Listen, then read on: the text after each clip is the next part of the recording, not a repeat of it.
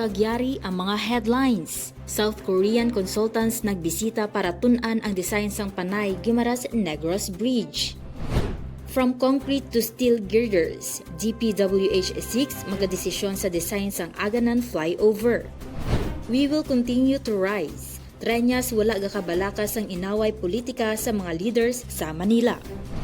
Kagyari ang detalye sang aton mga headlines. Para mabalaan kung ano ang nagakaigo nga Detailed Engineering Design or DED para sa pag-construct sa Panay-Guimaras-Negros Occidental Bridges, nagbisita sa Panay Island kag Negros Occidental ang mga consultants halin sa pungsod sa South Korea. Mismo si Department of Public Works and Highways o DPWH Regional Office 6 Officer in Charge Director Engineer Sunny Boy Oropel ang nagkumpirmar nga nagpadulong sa iya opisina makaligad nga duwa ka semana ang consultants halin Yushin Engineering Company kag Consultants of South Korea para i-present ang timeline sa paghimo sang DED kag personal man nga makita ang distance sang Panay-Guimaras-Negros Bridge. Ila ginistoryahan nga ginatuyo nga makumpleto ang DED sang Panay-Guimaras segment sa Desyembre tuig 2024. Kung makumpleto sa sulod sang isa ka tuig ang pagtuon, sugura naman ang procurement para sa tanan nga civil works sa una nga semester sang tuig 2025.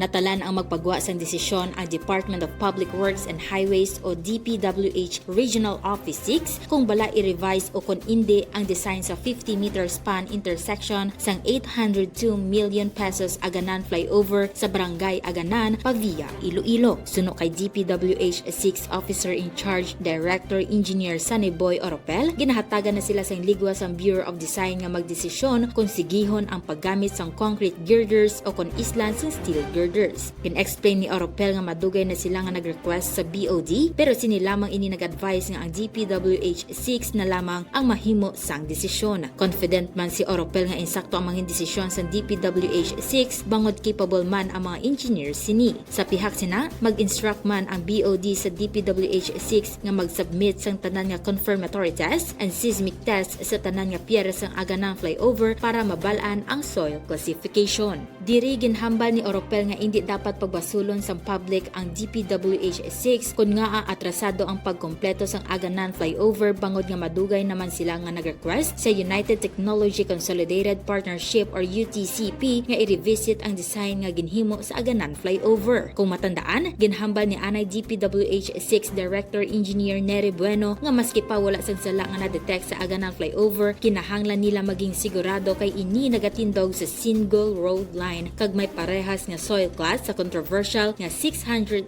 million pesos ungka flyover. Halin Desyembre 2022, temporary nga ginuntat ang pag-obra sa superstructure pati na ang pag-install sa girders sa intersection.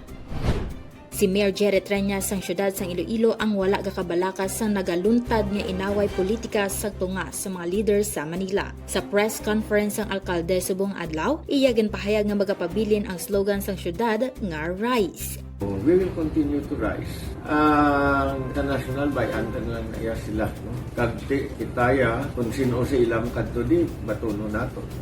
Ang importante suno kay Treñas nga nagapadayon ang infrastructure projects sa syudad kasubong sang Halaor Project, Panay-Guimaras Bridge kag Iloilo Airport privatization.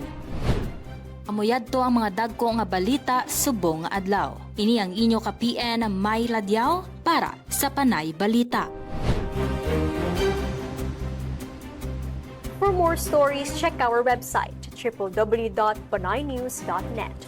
Follow us on Facebook, Instagram, and Twitter, and subscribe to our YouTube channel.